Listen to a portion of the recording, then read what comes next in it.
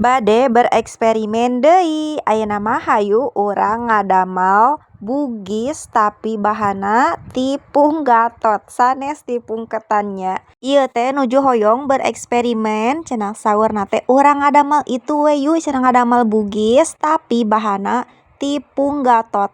Apakah nantinya bakalan enak seenak bugis yang biasa dari bahan ketan atau tidak?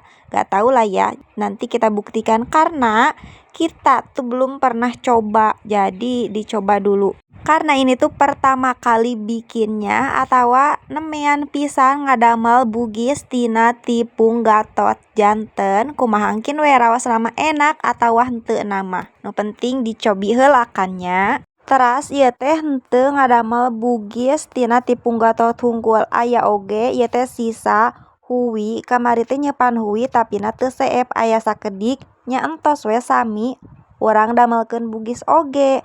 Janten ieu teh aya 2 rupi tina huwi sareng tina tipung gatot. Ta ieu nu tina tipung gatotna sami-sami eusina mah tina enten kalapa nya sapertos bugis. Bugis ge kan biasana isina tina enten kalapa. Ieu ge sami kan soalna ieu teh bade nurutan bugis cuma bahana benten. Jadi eusina ge sami-sami tina enten kalapa. Rupina mah siga ketan hideungnya padahal ieu teh sanes.